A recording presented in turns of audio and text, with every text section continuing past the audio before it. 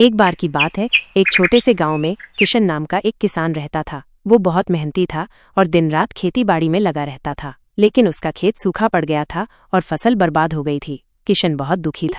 वो कहता है, भगवान, मैंने ऐसा कौन सा पाप किया है जो आप मुझे सजा दे रहे हैं? मैंने हमेशा मेहनत की है और कभी कोई बेईमानी का काम नहीं किया। ये कहकर वो खूब रोता है और बाद में दुखी होकर घर चला जाता है। उसकी पत्नी कहती है, सुनिए, आप परेशान मत होइए, भगवान कुछ न कुछ जरूर करेगा। यह सुनकर वह कहता है, हाँ, शायद। अगली सुबह जब वो जंगल के रास्ते से अपने खेत जा रहा था तो उसे एक लड़की मिलती है। वो किशन से कहती है, मैं जानती हूँ कि तुम क्यों दुखी हो।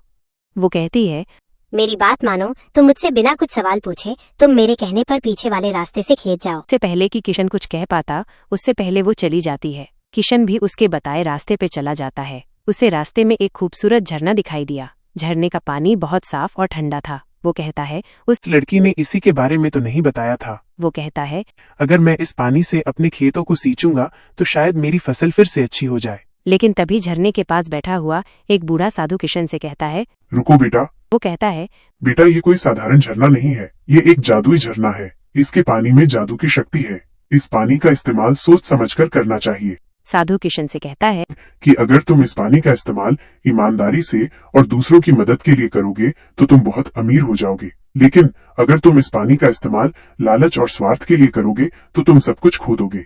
किशन ने साधु की बातों को ध्यान से सुना और कहा, मैं वचन देता हूँ बाबा कि मैं इस पानी का इस्तेमाल केवल अच्छे कामों के लिए ही करूंगा। फिर साधु ने किशन को बताया कि तुम इस झरने के पानी को अपने खेतों में डालो। किशन ने साधु के बताए अनुसार किया और मटके की सहायता से उसमें पानी भरकर अपने खेतों में डाला, जिससे थोड़ी देर बाद ही खेतों में से गेहूं के अंकुर बाहर निकलने लगे और कुछ घंटों में ही उसकी पूरी फसल तैयार हो गई।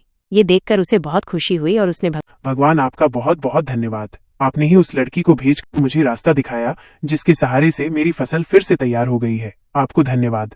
और उसकी फसल बहुत अच्छी हुई। किशन ने अपनी फसल से बहुत पैसा कमाया, लेकिन उसने कभी भी लालच नहीं किया। उसने अपने पैसे से गांव के गरीब लोगों की मदद की और खुद भी खुशहाल जीवन जिया।